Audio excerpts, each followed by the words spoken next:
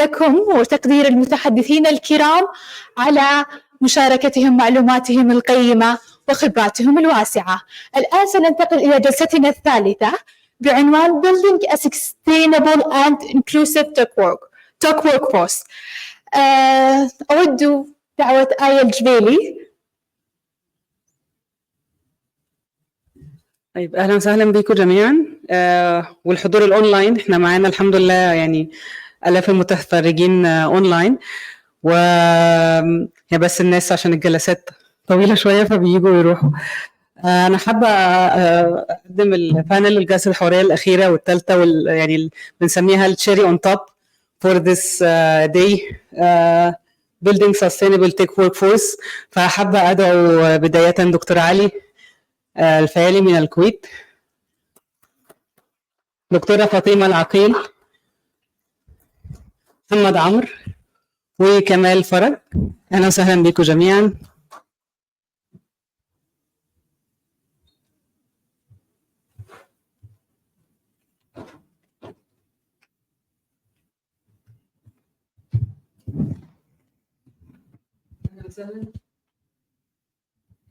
وشكرا لوقتكم وشكرا لحضوركم معنا.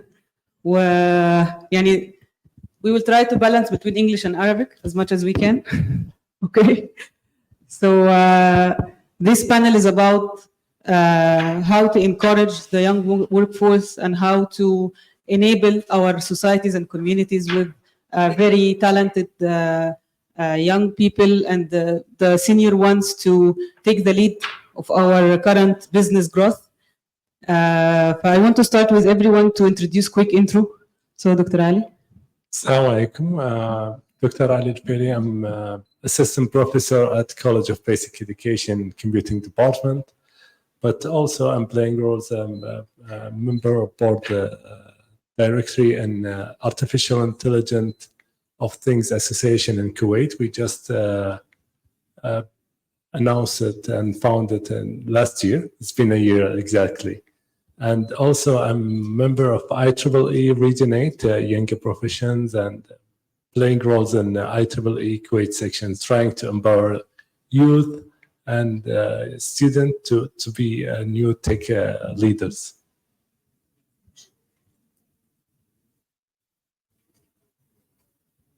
Assalamu alaikum, hayakum Allah jami'an. My name is Fatima Al-Akil. I am an assistant professor at King Saud University. I'm currently teaching cybersecurity courses and the use of AI to enhance cybersecurity techniques. I'd like to thank JobStack and Talent Arena for the invitation today. And I'm glad to be one of the partners through my own society, SIAJ, which is a nonprofit initiative that aims to build capacity and raise awareness in cybersecurity. Thank you. Okay, Assalamu alaikum. My name is Muhammad Amr. So I was fortunate to be one of the pioneers of the Agile movement in the Middle East back in 2008. And right now, as an organizational psychologist and leadership coach, my primary passion is about empowering leaders and their organizations to seek a deeper or a higher purpose and meaning to what they do in a manner that transcends profitability and enables impact and positive change. Assalamu alaikum. Good afternoon, everyone. This is Kamal Farag, digital executive with more than 17 years of experience in IT industry. Building softwares for startups, governments, and organizations. I have been trusted here from the leaders from the market to build their products or softwares, services to serve our evolving customer needs in the market. And I have worked for diverse types of software industries, starting from e-learning, e-commerce, e-business, and lastly, I'm supporting or working for the employment track. Thank you for you, Aria, and thanks, Arina, for this invitation. It's our pleasure. So let's admit something that's like we all try to, like we do a lot of programs, we do a lot of initiatives, with the one sole purpose is to qualify youth and qualify people to jobs.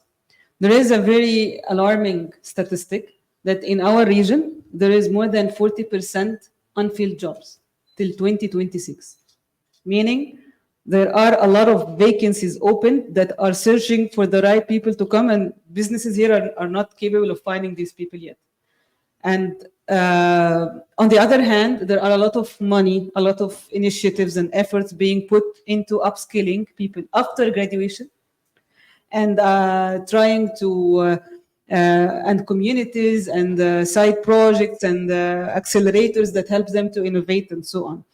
So there is a very obvious gap between the learning outcomes of education, of higher education and universities, along and the expectations of companies and industry on the other hand of the equation. So in your opinion, let's start with the very obvious thing that we see every day: a lot of boot camps, a lot of training programs, a lot of internships, and a lot of companies that ask graduates and undergraduates to pay them, to give them extracurricular paths, so that with a promise that they're going to hire them in the end. اللي هو التدريب المنتهي بالتوظيف. Okay, so let's take a look about the current training programs.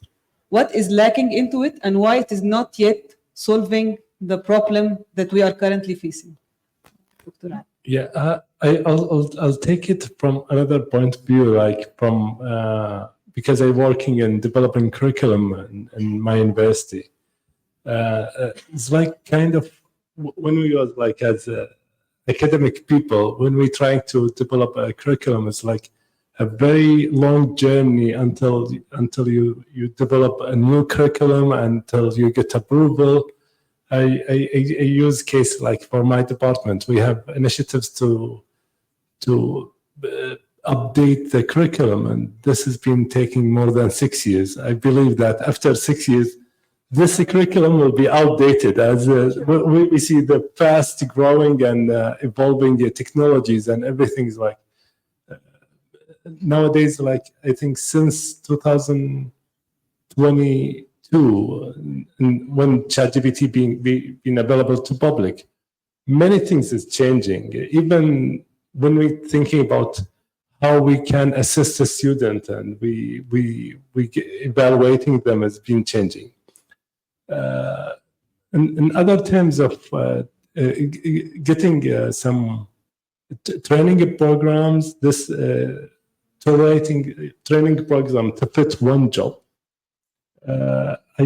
I get initiatives in Kuwait. We have like so many initiatives being announced, but we don't see that there's like motivated people who's going there, because they believe the leaders, they don't believe in this one, and we will stay with the previous one. I'm very, very happy for the vision here is adapting in Saudi Arabia, and how they're empowering, and it's like unless you're having the vision and you have the right leaders who believe in this vision, you will not move on, and you keep investing in training. Training is like we will say, this is a continuous life journey training. It will not stop in one place, and you will get everything. What you are saying here is that it takes the adoption of the leadership, like the first layer. The second thing is to instill this into the youth themselves, because you create programs that they are not interested to join. Yeah. Okay. And the third, which is the most core thing, is the curriculum itself, especially in a fast-paced and fast-growing technology.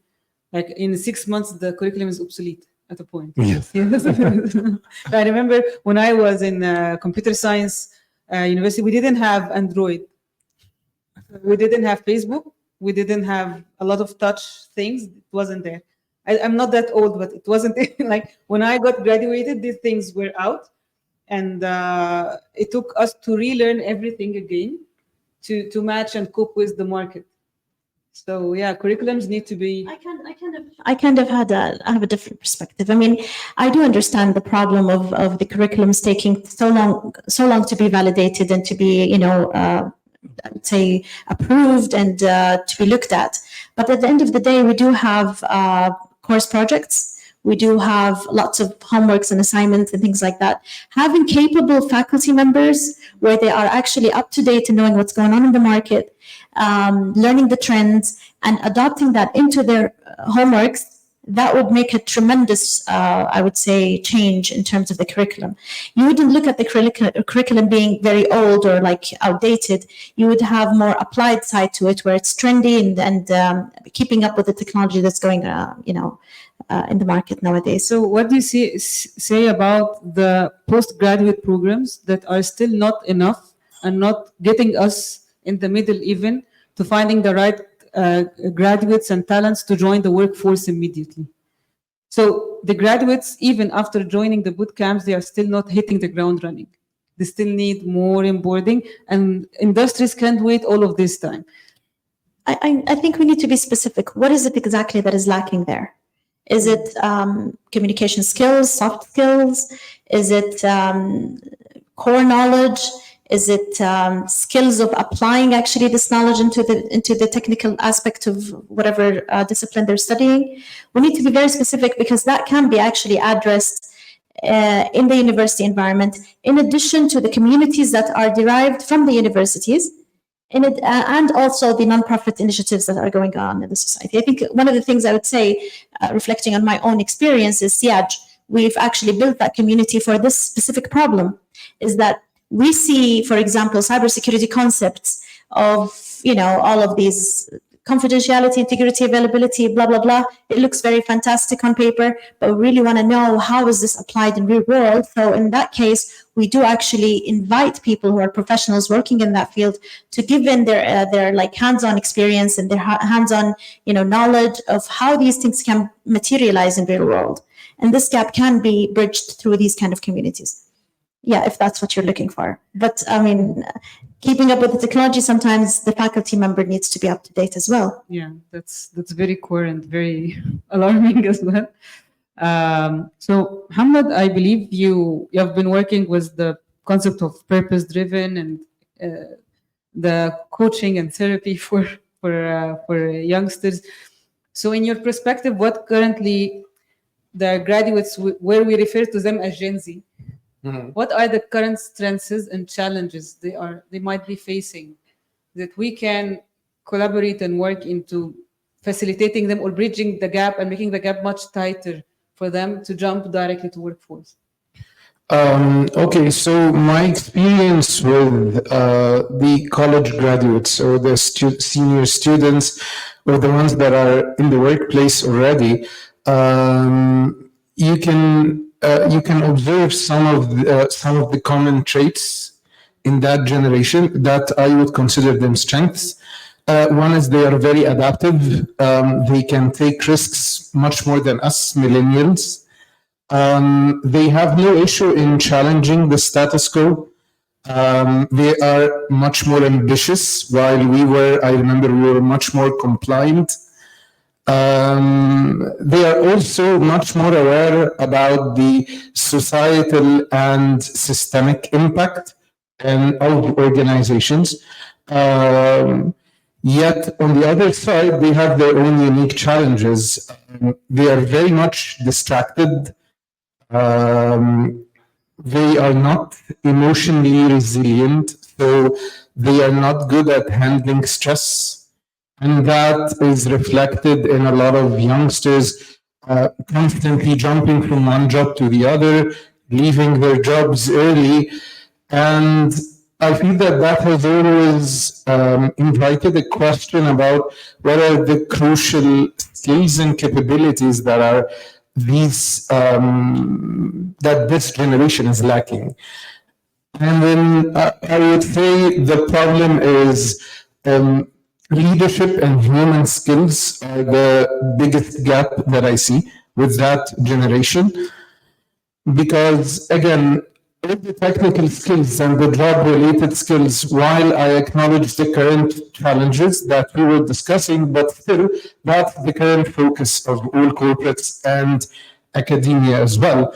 No one pays attention to skills like how to have a difficult conversation, how to navigate conflict, how to give and receive feedback skillfully, how to have empathy, and how to practice active listening. So these are human skills. I even don't like the term soft skills because these are actually the hardest skills that we see. I've worked with a lot of leaders and executives, and I can honestly say that majority of them, they even lack those skills. And that poses another challenge, which is the absence of role models for younger generations where they can really learn from. So this is one thing. The other is the marginalization of those skills. We focus so much on the technical skills, and we waste a really big chance in helping this younger generation. There is abundance on the tech content already. Exactly, There's a lot. yes. There's an abundance and it's really accessible. That's one of the advantages that they have. Information is really accessible. But human skills is not something that you learn online. It's not something that you learn by reading a book or by a blog or even by participating in an online forum or something. So I see that as a really huge gap. Yeah. I once had an intern. He was super smart geek. He was creating his own programming language, because he is a geek. So we were in the stand-up before the COVID, like we were having a stand-up meeting, and I asked him. The CEO was standing beside me. So what are you doing today? He said, I'm doing things. Like he said one word. He said ashya. So what are you doing? Things. So okay, what else are you doing? Things. And then he said things that you will not understand. So then, like, okay, so do take it. Like we are all techies here. We understand what you are doing. I will try to understand it. So I took him aside and we had a very felt talk about it. Like, I know you are doing something very deep, but isn't this task that we talked about like last week? He said, yeah. And now he is a tech lead. He is leading a team of 80 developers. And I think he worked like one day after it was 7 months, the CEO was passing, he said, he's laughing. he started to taking leads and things, he started to interact, but he needed this kind of guidance to push him out of, if anyone else, I believe if I didn't have this kind of empathy with him, that he really is struggling with talking and communicating, because most of techies, like they are very introverted, they lack the interpersonal skills. I think anyone else would most likely fire him because he kept that attitude for a while, but we were trying to melt it one bit by bit. So Kamal, you're working with Jadarat and Hadaf, and a lot of like efforts and funds are being put to serve the vision of 2030 of local employment and empowering of the youth. So what's your take into this kind of the training programs, the upskilling? Because like I know like Jadarat, Taqat, Tamhir, Maharat al-Mustaqbal, like there are a lot of programs. So what is the challenge? What is the point from your perspective? Okay, thank you for raising this important question, and I'll try to switch to Arabic to make the balance here, especially that I will take it from a different perspective. خلينا أول حاجة نتفق. I will summarize his Arabic. Okay. خلينا أول نتفق من منظور مختلف أو helicopter view. I'll try to make sure all of you could understand my speech. خلينا ناخد helicopter view. إحنا عشان نحقق مستهدفات أي أمة أو أي دولة، فإحنا محتاجين نتأكد إن إحنا بنوصل لكل الناس عشان نمكن القوى العاملة اللي موجودة عندنا تحقق المستهدفات. which is حاجة من أحد أهم الحاجات اللي اشتغلت عليها السعودية في الفترة اللي فاتت عشان it's already part of من رؤية 2030. وهنلاقي ده في نماذج كتير. السعودية استثمرت كتير جدا away from البروجكتس already اللي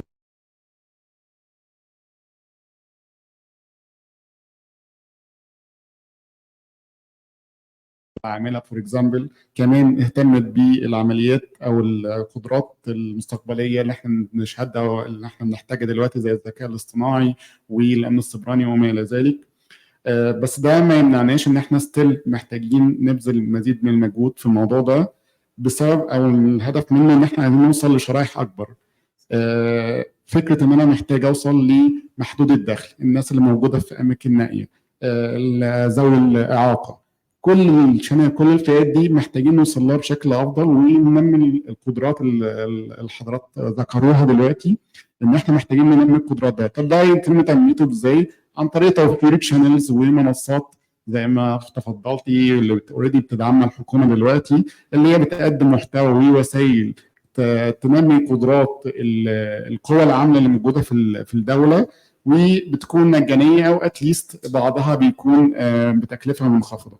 وهنا حابب انوه على اهميه التعاون اللي المفروض يكون موجود بين القطاع العام والقطاع الخاص والمؤسسات التعليميه، اللي هي بدورها اساسا بتقوم بتوفير حلول مبتكره واللي هي بتعزز الابتكار والفكر الابداعي عند القوى العامله اللي احنا محتاجينها اصلا دلوقتي.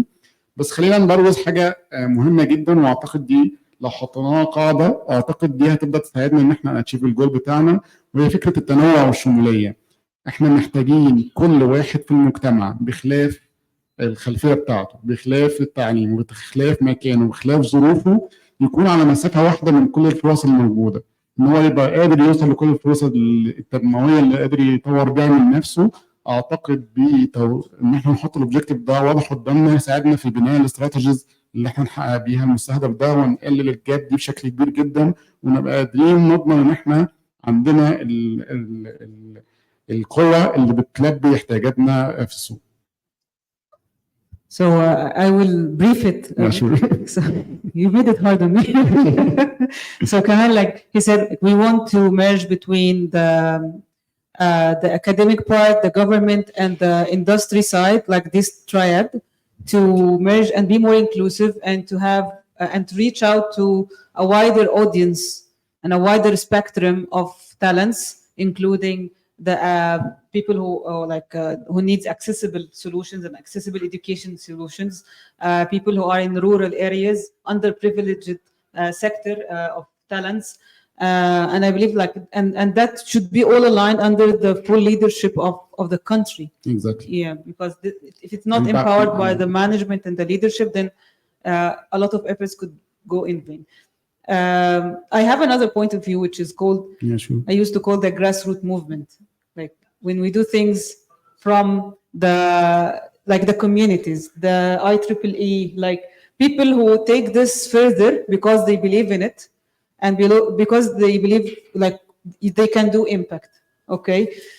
So a lot of upskilling initiatives has been there, like Isaac, like IEEE, like I believe a lot of people like IEEE only they have in region 8, I think 716,000 engineer. Yeah. Yes, that's 716,000 engineer of region 8. Region 8 is Europe, Middle East, and Africa, and they are all volunteers, pure volunteers. They go places.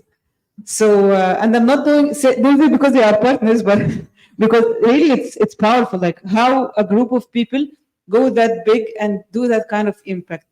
So how do you think such kind of initiatives can support and in bridging the gap between industry, and I know already IEEE do a lot in this, but how we can make it faster, how we can see like more recent impact and more actual impact because we have a current pain. Yeah, I think one of main strategies like to create new leaders, because the old generation, it's like our generation, maybe we are very busy with our life, our responsibilities we have in work and families, but the young generation, they are free and they have more energetic to do things. So one of objectives in IEEE to create leaders, like future leaders. We give them some training. We trying to motivate them to take this part of leadership. And I think like making the role model, like I get to your point that we need a role model, and this role model is like I have personal stories.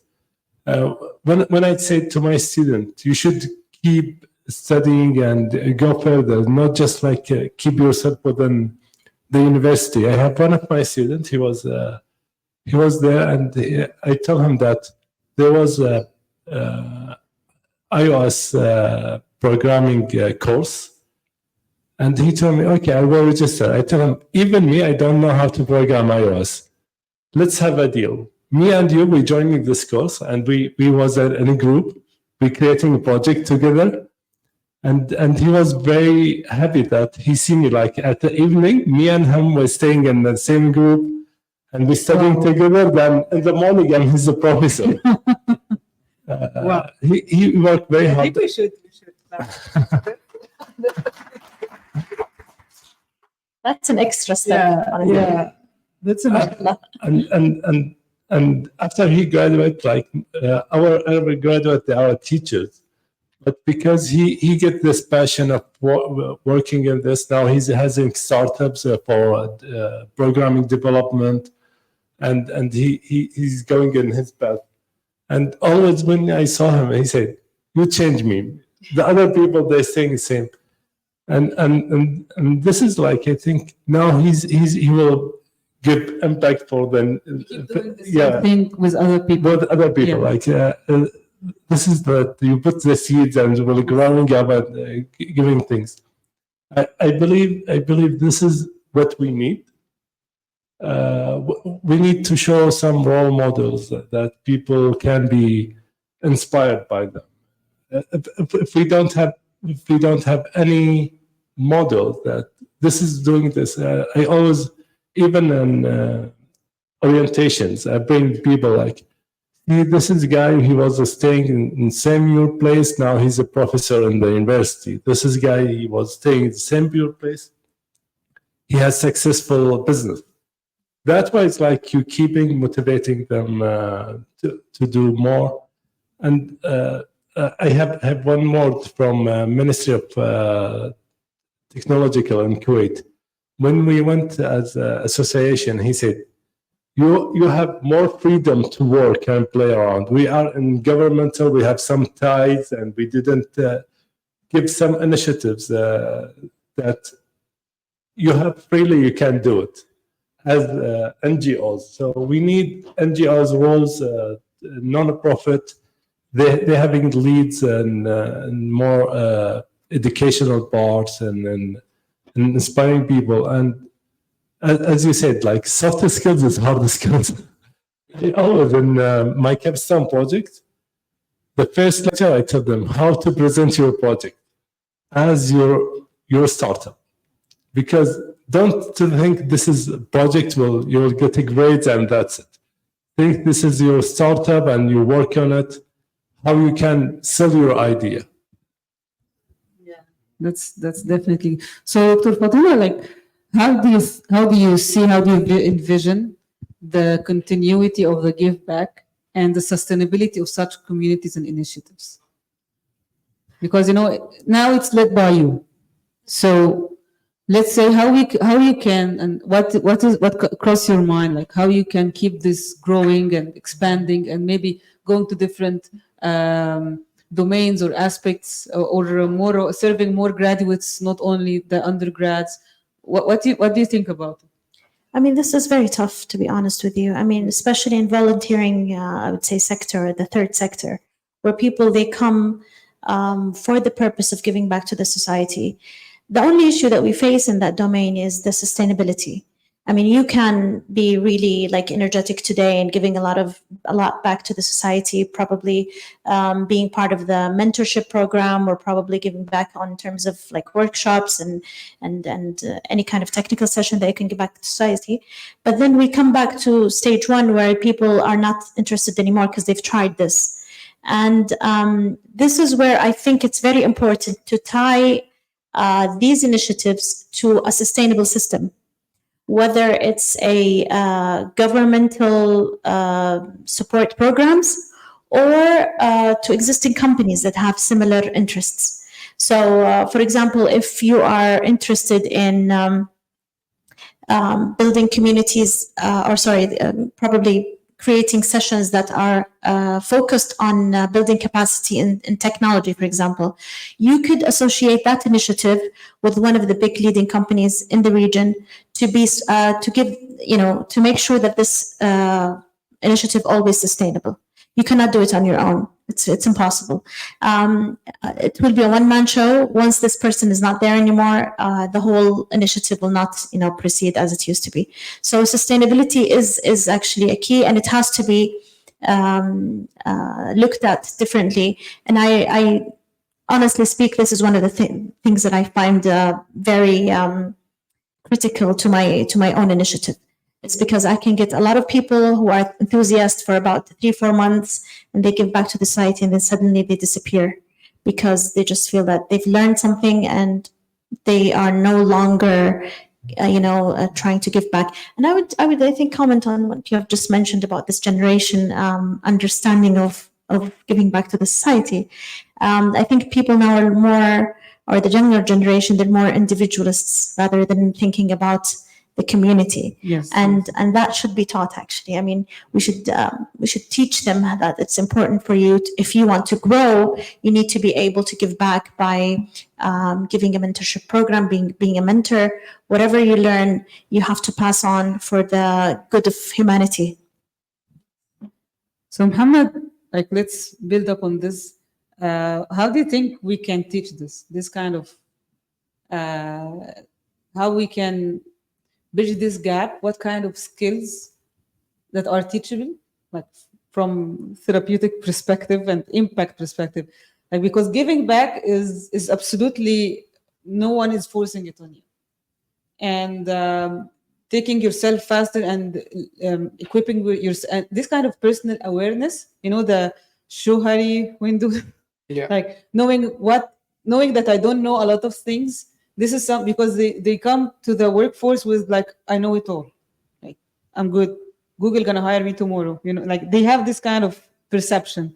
So sense of it, 100%. So actually the current state of social networking, the social media, that's all revolving about individualization and it's all about me and then the others. And it's if people are annoying you, just leave them. Be happy. Yes. So how do you see this affecting organizations and the generations joining the workforce? Okay, so that's a very interesting question. So first of all, I definitely agree that there is a very strong narrative that I believe is originally comes from the West, which is very individualistic in nature, and that's the opposite direction of what we say about having a purpose or having a meaning in our career or in our lives, which is basically around being in service of others. So there is that shift that is needed. And the problem with that individualistic fueled movement, it's very supported by corporates as well.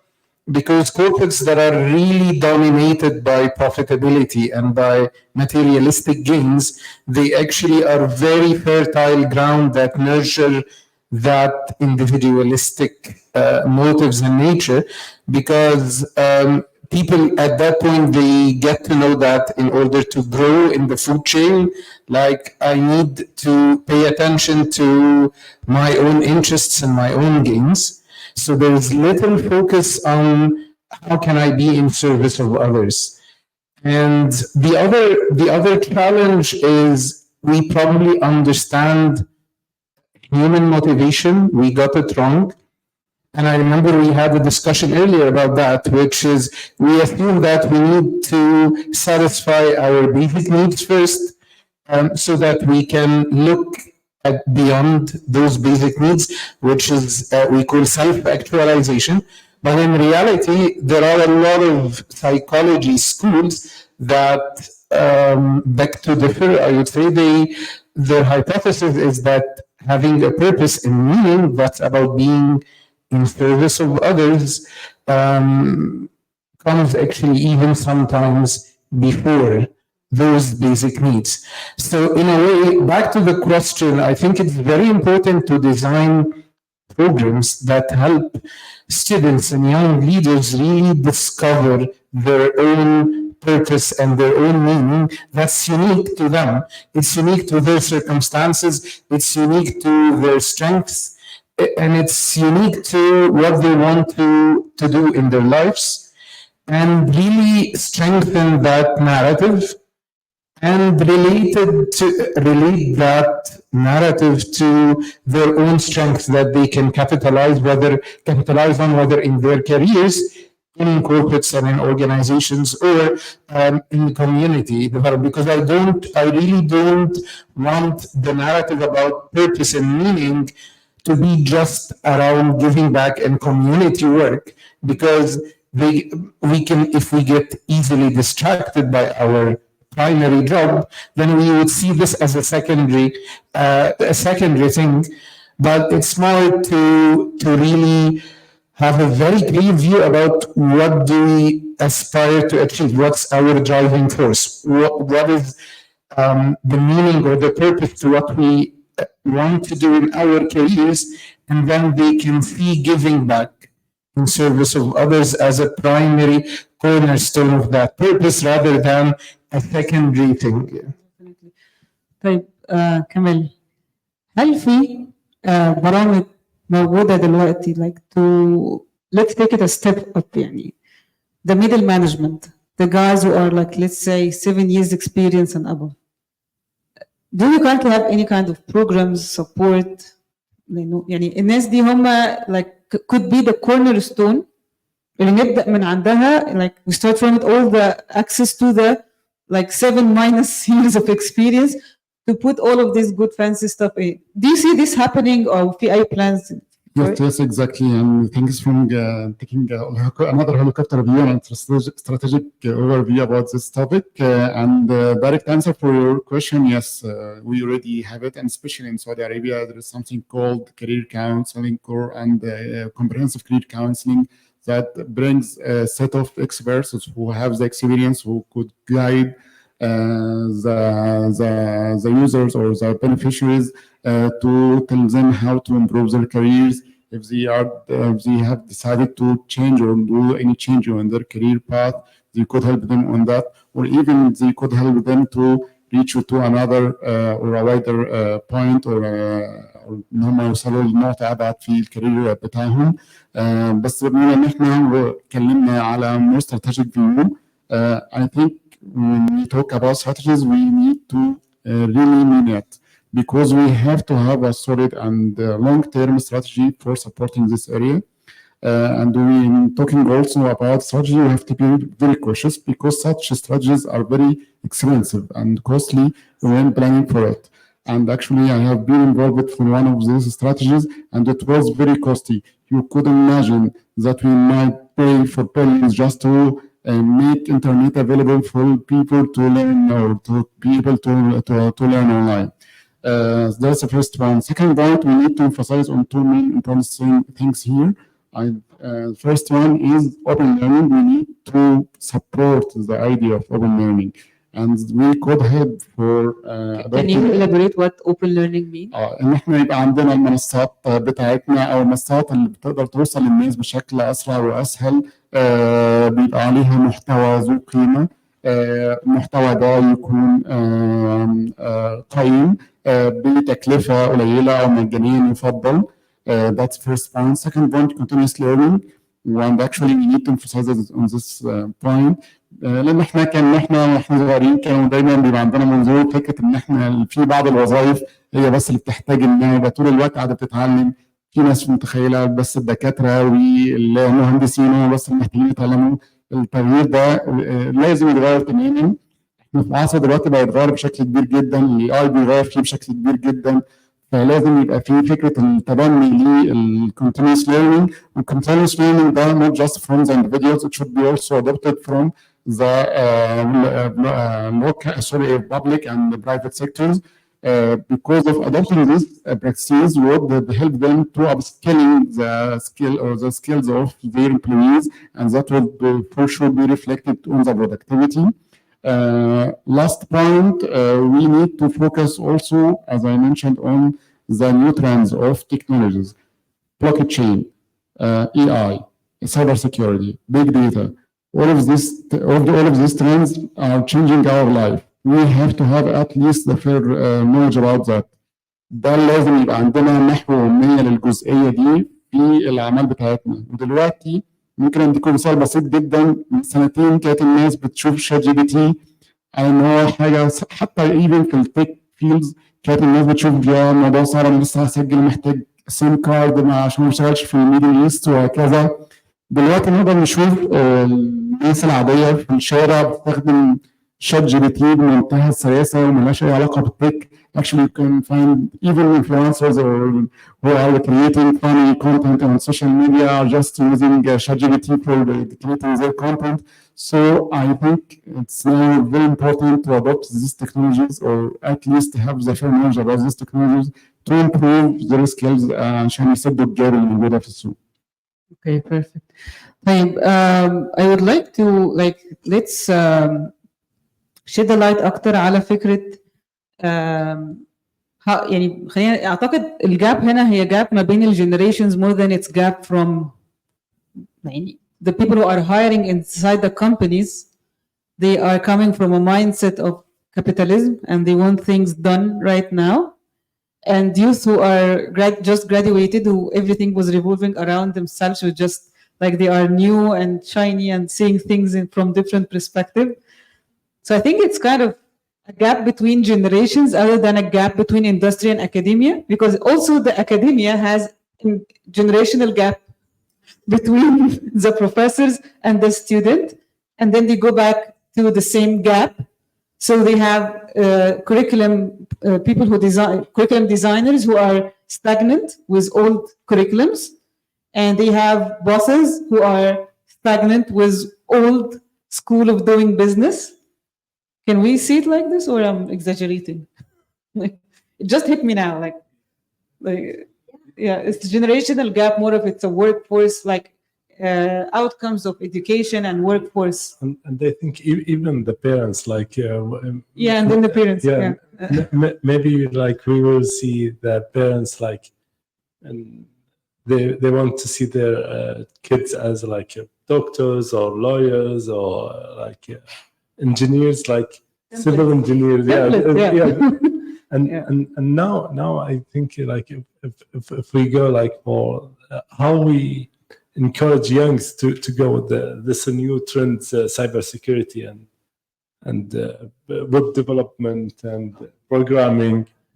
People, they don't see there is a need to study this, but we have a very good initiatives in Kuwait. They call it Kuwait to Bermud. Kuwait to Bermud. They have it for high schools from grade 9 to grade 12. They're hiring. It's starting since COVID, and it was crisis happening to them that the first year they start this initiatives, COVID hits, but they use online teaching, and they move it on. And people who sign up, my son, he was one of these people who sign up, and he was complaining that he was teachers, the ICT teachers in year 9 teach him HTML, and he said, this is a worthless, I don't want to be computer, I want to be a doctor. But when he took this course, it was 5 weeks, and it's project based. You should develop a project. He said, okay, now COVID, everyone want to sell online, I want to open my business. He was contacting people who's selling things on Instagram. Why you don't have a portal, a web, you can sell a product? And he was reaching maybe 20 home business. And he gets finally get agreement with ones ladies selling cupcakes. He created a website for her to go the whole process, ordering and get the payment online. He link it with payment portal. And And since that time, he was a grade 9. He graduated in grade 11. And now he's joining software engineering. He's changing his career. So I believe this thing's like changing the kids, even their thoughts. The first batch was 2020. It was like 300 participants. And now by 2024, the fourth batch was 1,200. So it's like we've seen doubled because people, they see the benefits of joining this kind of training and like people be more aware. So I think this is things like this kind of initiatives that could be changing and can bridging the gap because they didn't teach in high schools like this kind of skills. So we can have it as non-profit initiatives that just short courses, like kind of teasers, changing the mind, and people when they change, going to these courses, maybe the parents is changing their minds, the kids changing their minds, and it's going in this flow.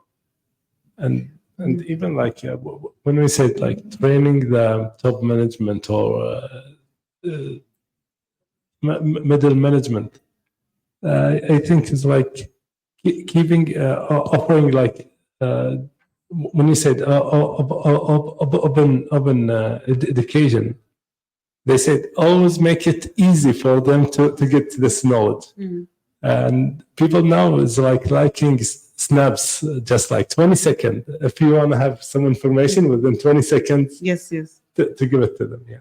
Okay.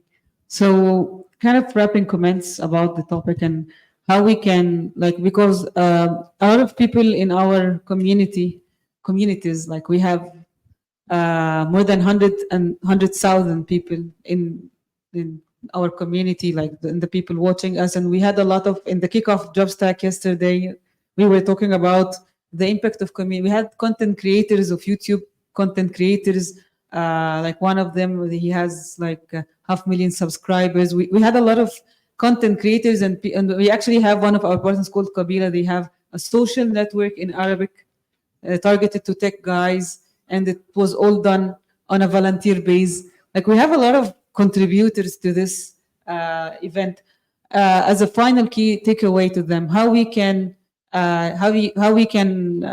make this gap smaller, how we can ensure the sustainability, and what is your message to them, since like most of the people here are contributing to this?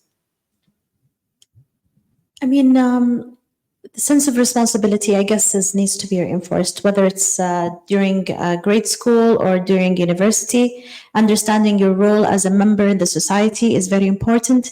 It doesn't matter which generation you come from. You need to know what is your contribution, what you're getting back. That will lead to a better conversation, a better understanding of people and their direction in life in general.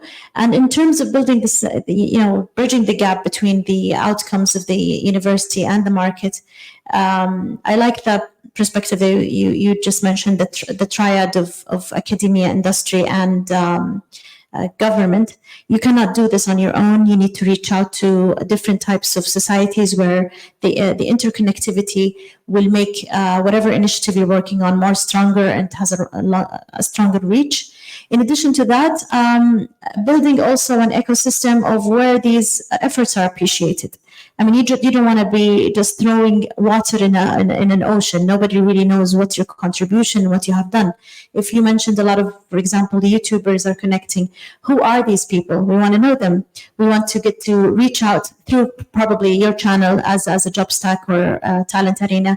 We would like to know what kind of people are there who are in the Arab world.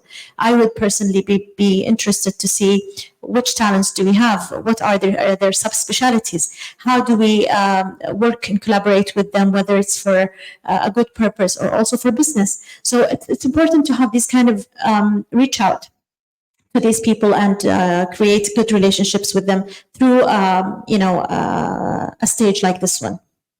Yes, thank you. One final key takeaway. I first of all, I echo everything that was said by Dr. Ali and Dr. Fatima. And if I want to build on what they said and add one different perspective additional one, I would say when you were talking about the gap of the generations, trying to build a value-driven or a meaning-based narrative to young people, even with parenting, like you were saying.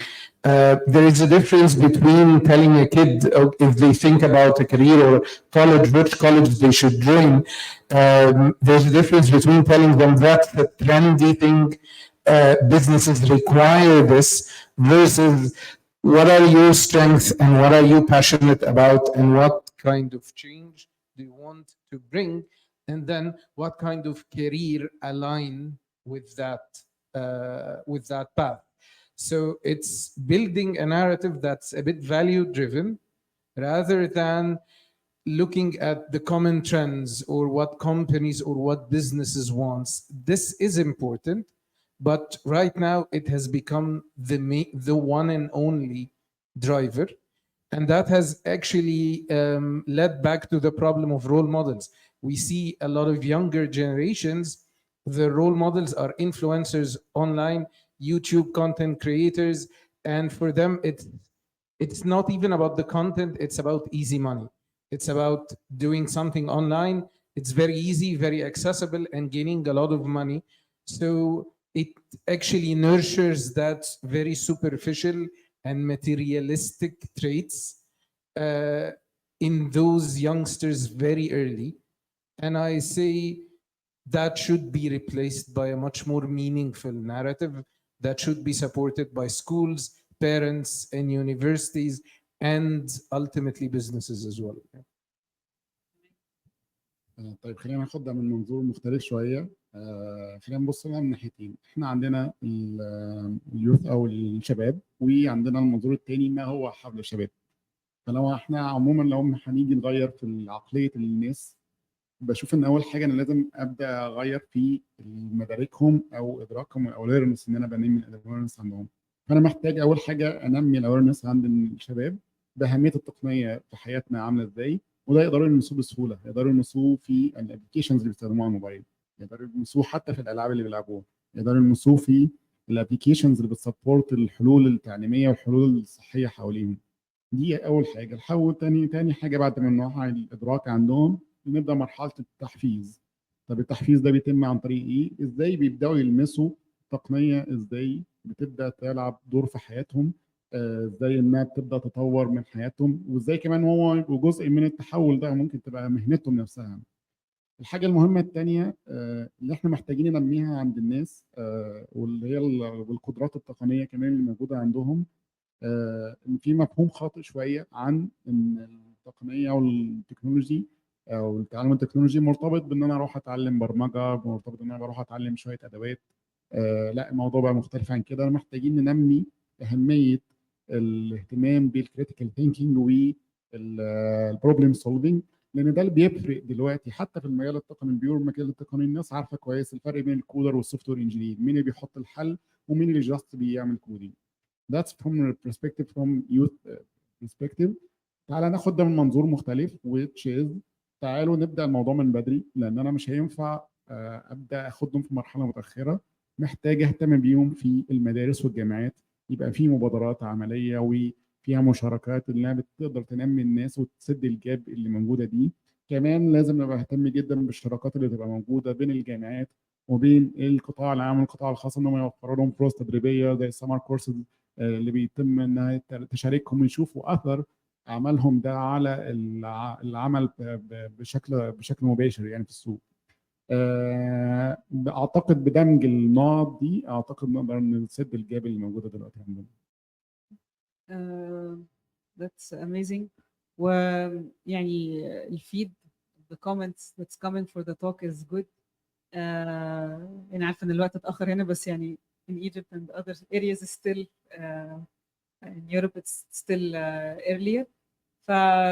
I believe we had a very good chat, and alhamdulillah, يعني I think like the concluded experiences of people on this stage and بكل ال communities اللي معانا, I believe we can make a difference I urge everyone who has an idea or an initiative to send it to us, and we can route it to all the speakers and all the people backing us up, either in IEEE, in SIAG, in the impact and purpose-driven concept, and the Jadarat and Hadaf. I believe we are all well equipped to serve and help whoever in our capacity to help, inshallah.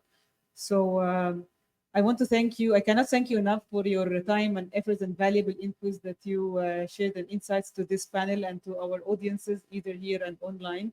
So thanks a lot. And inshallah, we will do more things together. Thank you, everyone. And now this is like the conclusion of JobStack, the on-ground edition from Riyadh live. However, JobStack is continuing tomorrow as well. The online and global edition is still live till tomorrow, end of day. We have speakers from GitHub, we have speakers from Amazon and Apple. So everyone stay tuned with us. And thank you, everyone. Thank you. Thank you.